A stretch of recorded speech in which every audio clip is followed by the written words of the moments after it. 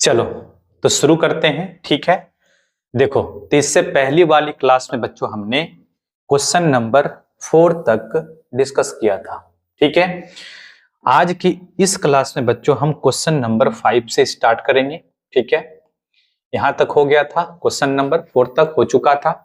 अब बच्चों हम शुरू करते हैं क्वेश्चन नंबर 5 से। क्वेश्चन नंबर 5 देखो क्या करा आपसे, जांच कीजिए कि क्या किसी प्रकृत संख्या, यहां पे आप n लगा लेना। ठीक है, n n। फिर से क्वेश्चन पढ़ो एक बार, जांच कीजिए कि क्या किसी प्रकृत संख्या n के लिए संख्या 6 का पावर n अंक शून्य पर समाप्त हो सकती है। देखो बच्चों, आपसे क्वेश्चन कह रहा है कि एक संख्या है 6 का पावर n, जहां n क्या है तो n प्रकृत संख्याएं हैं, मतलब n का वैल्यू हम क्या क्या रख सकते हैं। तो आप बताओगे कि प्रकृत संख्या की बात किया है तो 1 रख सकते हैं, 2 रख सकते हैं, 3 रख सकते हैं, 4 रख सकते हैं, अनंत रूप से बच्चों में यहाँ पे n का वैल्यू रख सकते हैं। ठीक है, लेकिन पॉजिटिव होना चाहिए क्योंकि प्रकृत संख्या। तो कह रहा है आपसे यहाँ पे कि एक संख्या है 6 का पावर n, जहां n प्रकृत संख्या है, तो क्या n का कोई ऐसा पॉसिबल वैल्यू है जिस पे 6 का पावर n का इकाई अंक शून्य हो जाए। n का कोई ऐसा पॉसिबल वैल्यू है जिसपे 6 का पावर n का इकाई अंक शून्य हो जाए। जैसे यहां पे देखना बच्चों, कह रहा है आपसे कि मान लो कि n का मान हम 1 रखते हैं, n का मान 1 रखने से क्या होगा, 6 का पावर 1 6 होगा। 2 रखते हैं n का वैल्यू, तो 6 का पावर 2 का मतलब क्या होगा, ठीक है 36। 6 का पावर 3 लेते हैं तो कितना होगा, 216। ठीक है, तो यहां पे देखो हम n का अलग अलग वैल्यू हम रख रहे हैं, तो इकाई अंक में बताओ, यहाँ पे 6, यहाँ पे 6, यहाँ पे भी 6 है। तो कह रहा है कि क्या कोई आगे ऐसा पॉसिबल वैल्यू है, कोई ऐसा पॉसिबल वैल्यू है जिस पर के इसका इकाई अंक 0 हो जाए। ठीक है, जिस पर कि 6 का पावर n का इकाई अंक 0 हो जाएगा, ये पूछ रहा है बच्चों आपसे। ठीक है, ये पूछ रहा है आपसे। देखो तो हमें ध्यान रखना है बच्चों यहाँ पे कि किसी भी संख्या का इकाई अंक शून्य तभी होगा जब उस संख्या के अभाज्य गुणनखंड में 2 और 5 का होना अनिवार्य होगा। ठीक है, किसी भी संख्या का इकाई अंक शून्य तभी होगा जब उस संख्या के अभाज्य गुणनखंड में 2 और 5 को होना होगा। अवश्य रूप से ही 2 और 5 दोनों का होना होगा। अगर बच्चों यहाँ पे दोनों में से किसी भी एक का मिसिंग हुआ तो इकाई अंक में शून्य नहीं होगा। जैसे ऐसे समझना है पे बच्चों, हम कोई संख्या लेते हैं यहाँ पे 30 लिए, अगर इसका हमने अभाज्य गुणनखंड किया, ठीक है, तो क्या आएगा बताओ, बताओ 30 बराबर हम क्या लिख सकते हैं, 2 गुने 3 गुने 5। ठीक है, देखो 30 का जब हमने अभाज्य गुणनखंड किया तो 2 और 5 आया अभाज्य गुणनखंड में। ठीक है, और 30 का इकाई अंक क्या बता, 0 है। ठीक है, तो 2 और 5 आया तभी इसका इकाई अंक 0 होगा। जैसे ऐसे देखो कोई और संख्या ले लो, हम 16 लेते हैं, 2 8 2 4 2 2। देखो हम 16 को क्या लिख सकते हैं बताओ, 16 को लिख सकते हैं हम 2 का पावर 4। ठीक है, कोई और एक संख्या लो, 15 ले लेते हैं, यहाँ पे छोटी संख्या ले रहे हैं हम, 15 लेख चेक करो आप, तो 3 5, मतलब 15 बराबर क्या लिख सकते हैं, 3 गुना 5। देखो इस संख्या में केवल 2 है, 2 के अलावा 5 नहीं है, क्या इसका इकाई अंक 0 है, नहीं है। ठीक है, इस संख्या में देखो 5 है लेकिन 2 नहीं है, तो क्या इस संख्या का इकाई अंक 0 है, नहीं है। ठीक है, तो इकाई अंक 0 होने के लिए दोनों का होना अनिवार्य है, 5 और 2 दोनों का, 5 और 2 दोनों का, दोनों में से किसी एक भी मिसिंग है, एक का भी मिसिंग है, तो क्या बोलेंगे कि उस संख्या का इकाई अंक 0 नहीं होगा, इकाई अंक 0 नहीं होगा। ठीक है, तो बच्चों हमें ध्यान रखना है यहाँ पे, बताओ क्या ध्यान रखना है कि किसी भी संख्या का इकाई अंक 0 कब होगा, कब होगा बताओ। तब बताओगे कि सर जब उस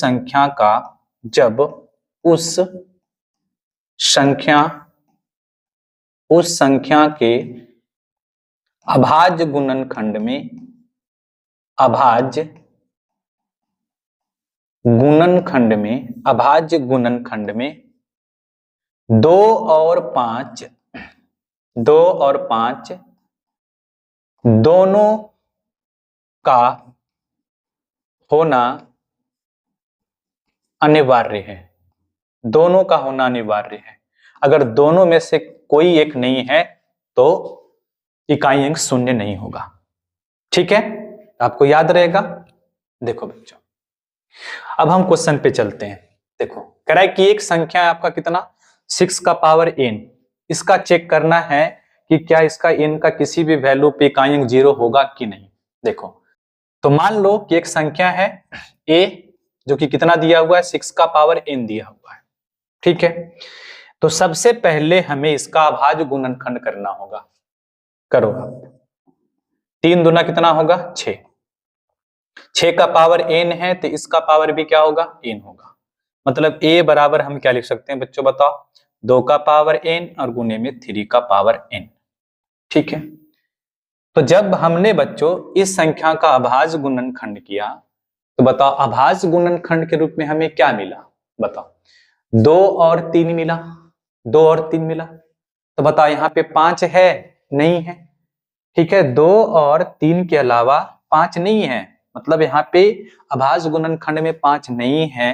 तो क्या इस संख्या का इकाई अंक 0 होगा? नहीं होगा, हर हाल में नहीं होगा, क्योंकि 2 है 5 नहीं है।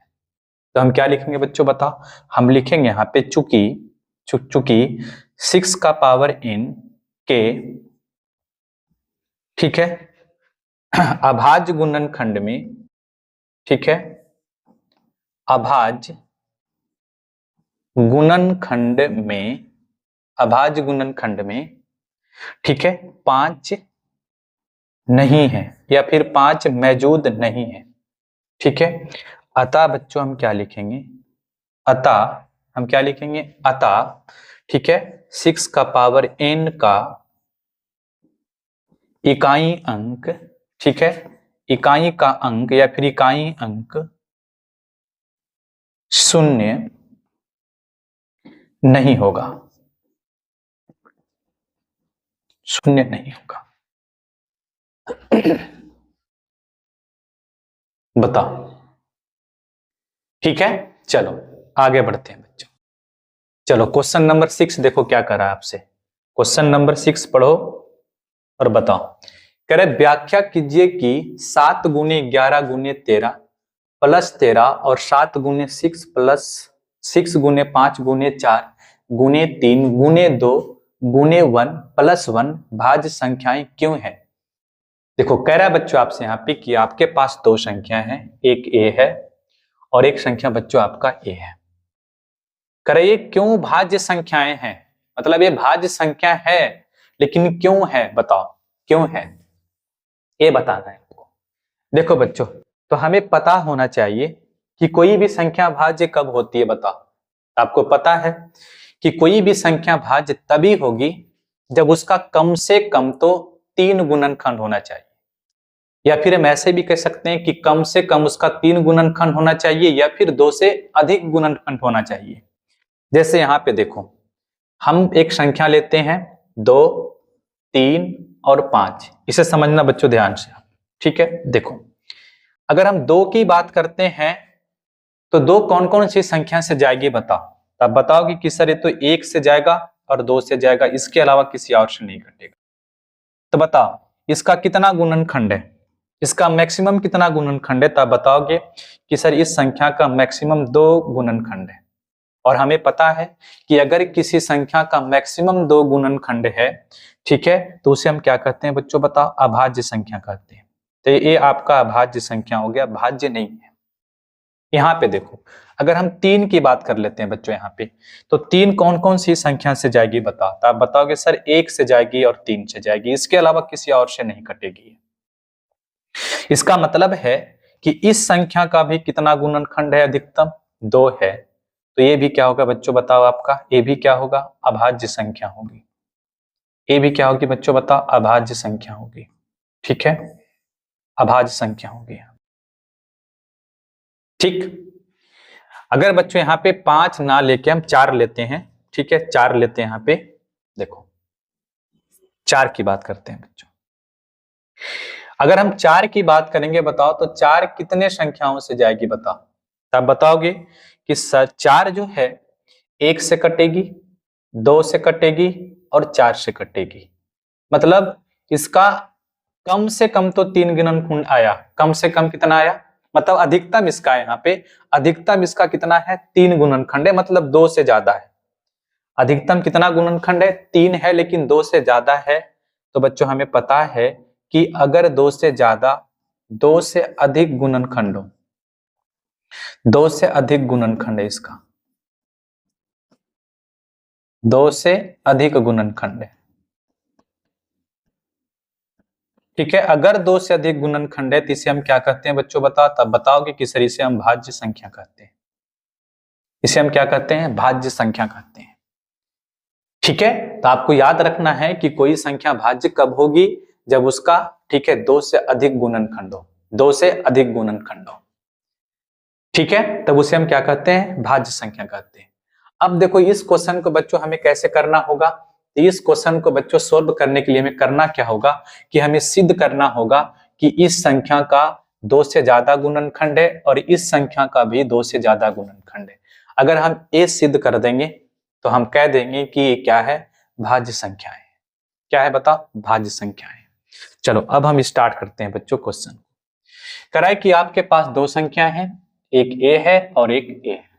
तो मान लो बच्चों आप कि आपके पास 2 संख्याएं ए और बी है, ए और बी है, जिसमें ए इज इक्वल टू कितना है, 7 गुने 11 गुने 13 और प्लस में कितना बच्चों यहाँ पे आपका 13 है। ठीक है, देखो यहां पे देखना बच्चों आप, देखो 13 इधर भी है और 13 इधर भी, मतलब प्लस के इस साइड भी 13 है, प्लस के उस साइड भी है। तो क्या हम 13 यहां से कॉमन करेंगे, आप बोलोगे बिल्कुल सर कर लो। ठीक है, तो 13 और गुनी कितना हो जाएगा बच्चों बताओ, 13 कॉमन कर लिए, 7 गुने 11, ठीक है, और प्लस में बच्चों आपका यहाँ पे 1 आएगा। तो ए का मान कितना आएगा बताओ, 13 गुने, ठीक है 11 सत्ते कितना होता है 77, और एक कितना होगा बच्चों बताओ 78। ठीक है, अगर हम यहाँ पे ए की बात करेंगे बच्चों तो 13 गुने, ठीक है 13 छक 78 होता है, और 6 को बच्चों हम 3 और 2 में तोड़ सकते हैं बिल्कुल। ठीक है, अब देखो ये जो है बच्चों यहाँ पे, ये जो है इसको हमने क्या लिखा, 13 गुने 3 गुने 2। अब यहाँ पे देखो ए जो है बच्चों यहाँ पे, ये 13 से भी कट रहा है, 3 से भी कट रहा है, ठीक है, और 2 से भी कट रहा है, और एक संख्या बच्चों और है 1 से भी कटेगा ये, क्योंकि 1 से हर एक संख्या कटता है। तो ये 13 से भी कट रही है, 3 से भी कट रही है, 2 से भी कट रही है, 1 से भी कट रही है। तो बताओ इसका 2 से ज्यादा गुणनखंड है कि नहीं, इस संख्या का 2 से ज्यादा गुणनखंड है कि नहीं। तो आप बोलोगे जी सर इसका 2 से ज्यादा गुणनखंड है। अगर 2 से ज्यादा गुणनखंड है तो ये संख्या भाज्य होंगी कि अभाज्य, तो आप बताओगे कि संख्या ये क्या होगी, भाज्य होगी। क्या होगी, भाज्य होगी। बताओ, तो हम यहाँ पे लिख देंगे बच्चों, यहाँ पे क्या लिखेंगे बताओ, लिखेंगे कि ए भाज्य संख्या है। ठीक है, ए भाज्य है, ए भाज्य है क्योंकि, ए भाज्य है क्योंकि, ठीक है इसका 2 से ज्यादा गुणनखंड है, इसका 2 से अधिक, 2 से अधिक गुणनखंड है।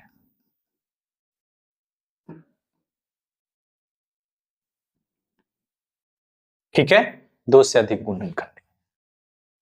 अब बच्चों हम बात करते हैं बी की। ठीक है, यहां से इसको हटाते हैं। ठीक है, देखो अगला संख्या बच्चों आपका यहां पे बी। ठीक है, बी देखो, बी क्या दे रखा आपको बताओ, 7 गुने 6 गुने 5 गुने 4 गुने 3 गुने 2 गुने 1 और प्लस में कितना बच्चों आपका 5 है, यही है बी। अब यहां पे देखो क्या होगा बच्चों बताना।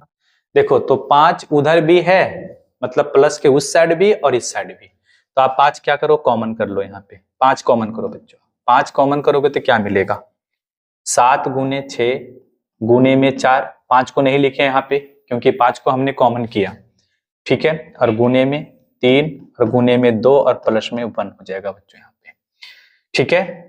दो को यहाँ पे 2 को नहीं लिखे हैं क्योंकि देखो यहाँ पे 2 लिख दो गुने में और यहाँ पे 1 है तो 1 को लिखना जरूरी नहीं है, इसलिए प्लस में बच्चों में यहाँ पे 1 कर, ठीक है। चलो अब देखो बच्चों,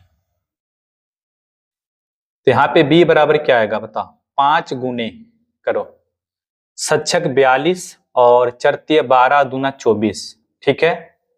क्या करो बताओ, 24 गुने 42 करो, ठीक है। तो 24 दूना तो 48 हो जाएगा और 24 चक बच्चों यहाँ पे 96 हो जाएगा, 8, ठीक है। 6 4 10 और 9 1 कितना हुआ बच्चों 10 और प्लस में 1 है तो इसको आप जोड़ोगे तो क्या आएगा 1009 आएगा बच्चों, कितना आएगा 1009। तो इसे हम क्या लिख सकते हैं बताओ 1009, ठीक है 1009। अब देखो बच्चों यहाँ पे हम क्या देख रहे हैं कि b का मान जो आया 5 गुने 1009 आया है।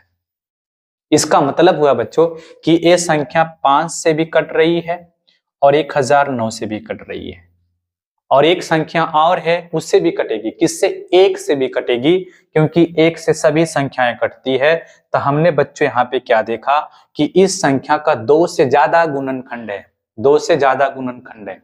कितने गुणनखंड है, 3, 5, 1009 और 1 भी। तो यहाँ पे इस संख्या का 2 से ज्यादा गुणनखंड हो गया, तो क्या बोलेंगे बच्चों बताओ कि ये भी संख्या क्या है, भाज्य है। अतः हम लिख देंगे बच्चों यहाँ पे कि b भी भाज्य संख्या है, b भी क्या है बताओ, भाज्य संख्या है, b भी भाज्य संख्या है, भाज्य संख्या है, क्योंकि क्योंकि क्योंकि इसका 2 से ज्यादा गुणनखंड है, इसका, ठीक है, 2 से ज्यादा, ठीक है, 2 से अधिक, यहां भी कर लेना बच्चों आप 2 से अधिक, ठीक है, 2 से अधिक, 2 से अधिक गुणनखंड है,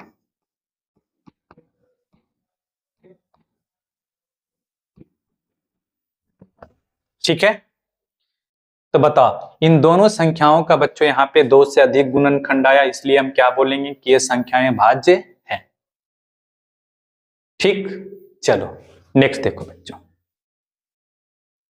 कह रहा आपसे किसी खेल के मैदान के चारों ओर एक वृत्ताकार पथ है, इस मैदान का एक चक्कर लगाने में सोनिया को 18 मिनट लगते हैं, जबकि इसी मैदान का एक चक्कर लगाने में रवि को 12 मिनट लगते हैं, ठीक है।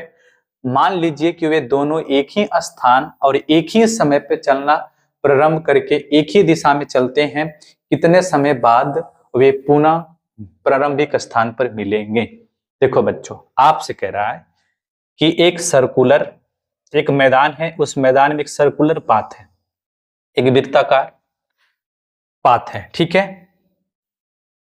इस पे बच्चों 2 व्यक्ति यहाँ पे, एक का नाम है क्या बताओ सोनिया और एक का नाम क्या बताओ, एक का नाम है बच्चों यहाँ पे रवि, ठीक है, एक का नाम है रवि। कह रहा है कि दोनों व्यक्ति जो है यहाँ पे सोनिया और रवि दोनों, ठीक है, इसी पॉइंट से और एक ही समय पे, सेम पॉइंट और सेम टाइम पे, ठीक है, चलना शुरू करता है, ठीक है, दौड़ना शुरू करते हैं यहां से, ठीक है। तो कह रहा है कि सोनिया को, ठीक है, यहां से शुरू किया, ठीक है, एक चक्कर लगाने का मतलब यहां से शुरू करके यहां पे पहुंचने में उसे कितना मिनट लगता है, 18 मिनट लगता है। इसका मतलब हुआ कि सोनिया एक चक्कर कितना देरी में लगाती है बताओ, सोनिया, ठीक है, एक चक्कर, ठीक है, 18 मिनट में लगाती है, ठीक है, 18 मिनट में लगाती है, ठीक है। रवि जो है बच्चों यहाँ पे एक चक्कर मतलब यहां से चलना शुरू किया, ठीक है, दोबारा यहाँ पे कितना बार में, कितना देरी में पहुंचता है, 12 मिनट में। तो रवि जो है, रवि ठीक है, एक चक्कर 12 मिनट में पूरा करता है। ठीक है, 12 मिनट में पूरा करता है। ठीक है, तो आपसे कह रहा है कि ये कितने समय बाद, ठीक है, पुनः कितने समय बाद वो एक दूसरे को मिलेंगे। ठीक है, कितने समय बाद पुनः एक दूसरे को मिलेंगे। देखो बच्चों, तो अगर आपसे इस प्रकार का क्वेश्चन पूछे, ठीक है, तो आपको क्या करना है, जो भी संख्या आपको दिया रहेगा उसका एलसीएम निकाल देना है। ठीक है, लिस्ट कॉमन मल्टीपल निकालना उसका। ठीक है, एलसीएम। तो यहाँ पे कौन कौन सी संख्या बताओ, एक 18 है, तो सबसे पहले आप 18 का भाज्य गुणनखंड करोगे एलसीएम निकालने के लिए, या फिर आप ऐसे भी निकाल सकते हो, कोई दिक्कत नहीं है। तो 18 की बात करेंगे बच्चों, तो कितना होगा बताओ, 3 तिया 9 और 9 तिया कितना होगा बताओ, 18 हो जाएगा। और ऐसे भी कर सकते हो, इसका 3 दूना 6, 6 तिया 18, मतलब क्या होगा बताओ, 2 का पावर 1 और गुने में 3 का पावर 2। अगर 12 की बात करेंगे तो बताओ 12 कितना आ जाएगा, 2 का पावर 2 और गुने में कितना होगा बच्चों आपका 3 का पावर 1। ठीक है, पावर 1 है, लिख भी सकते हो, नहीं भी लिख सकते हो। अब देखो यहाँ पे क्या निकालना है इसका, बताओ, एलसीएम निकालना है, इसका एलसीएम निकालना है। तो आपको बताए हैं कि एलसीएम निकालने के लिए हमें क्या करना होता है, बताओ, जितने सारे अभाज्य गुणनखंड है सभी को लेना है, लेकिन उसका मैक्सिमम घात लेना है, मैक्सिमम घात। तो यहाँ पे क्या क्या है बताओ, 2 और 3 है, इसके अलावा तो कोई और नहीं है। तो 2 का अधिकतम घात 2 है और 3 का अधिकतम घात कितना है बताओ, 2 है। अब यहाँ पे इसे 2 दूना 4 और गुने में 9 बराबर क्या है बच्चों, 36 आया। ठीक है, तो हम क्या बोल सकते हैं बच्चों यहाँ पे कि ये 36 जो है मिनट है, 36 मिनट है, और यही बच्चों इसका आंसर हो जाएगा। इसका मतलब क्या है कि वे एक दूसरे को 36 मिनट बाद पुनः मिलेंगे। 36 मिनट बाद, 36 मिनट बाद पुनः मिलेंगे, 36 मिनट बाद पुनः मिलेंगे। ठीक है, तो इस तरीके से बच्चों इस प्रकार के क्वेश्चन को आप कर सकते हो। ठीक।